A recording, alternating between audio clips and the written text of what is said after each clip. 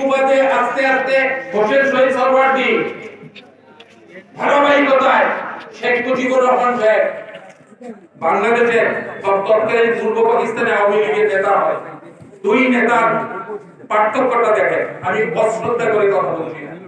এক নেতা ৭৫-এর ১৫ই আগস্ট নির্মম ভাবে পরিবার পরিজনের অনেককে নিয়ে ৩২ নম্বরের ধানমন্ডির ৩২ নম্বরের বাড়িতে নিহত হয়েছে এক নেতা, এবং আজকে ৩২ নম্বরের বাড়িতে কুকুরও প্রস্রাব করে না। কেন করে না?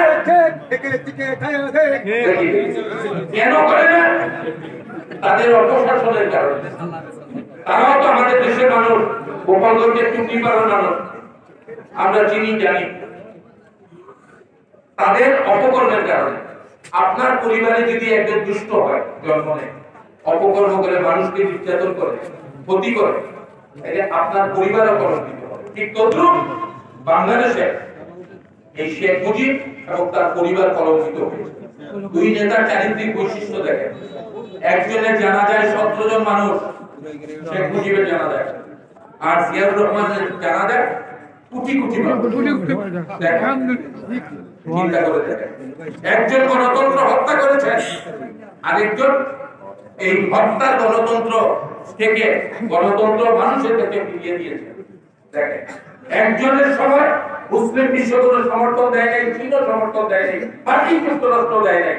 আরেকজনের সময় মার্কিন যুক্তরাষ্ট্র দিয়েছে, চীন দিয়েছে, মুসলিম বিশ্ব সমর্থন দিয়েছে।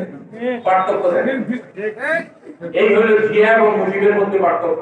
আসেন এবার খালেদা জিয়া হাসিনার মধ্যে পার্থক্য। হাসিনা এমন ভাবে দেশ শাসন করেছেন, তার ভিন্ন মত কাউকে রাখবেন না। এখানে আমরা অনেকে আসামি, আমিও আসামি। হাসিনার সর্বশেষ সময়ে আমি কারাগারের অভ্যন্তরে আমার পায়ের আঙুল ভেঙে গিয়েছে, আমি লাঠি হাতে নিয়ে চলেছি, আমি ভাবি নাই আমার পা ভালো হবে। ডাক্তাররাও বলেছেন বয়স বেশি, ডায়াবেটিস আছে, অসুবিধা হতে পারে, ভেঙে বলেন নাই। আমার পরিবারের সদস্যদের বলেছেন, ডাক্তারের সাথে দেখা করে বেরিয়ে আসার সময় আমার পরিবারের সদস্যরা, স্ত্রী পুত্র, তাদের চোখে জল, তারা কিছু বলে নাই।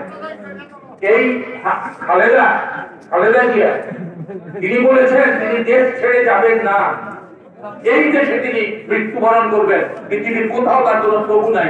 আর হাসিনা নিজের জীবন বাঁচানোর জন্য আমরা দেখেছি হেলিকপ্টারে করে কিভাবে পালিয়ে গিয়েছে। এই দুই নেত্রীর পার্থক্য। এবার আসেন তাদের পুত্র, দুই পুত্র, আমাদের নেতা তারেক রহমান আর তাদের নেতা জয়।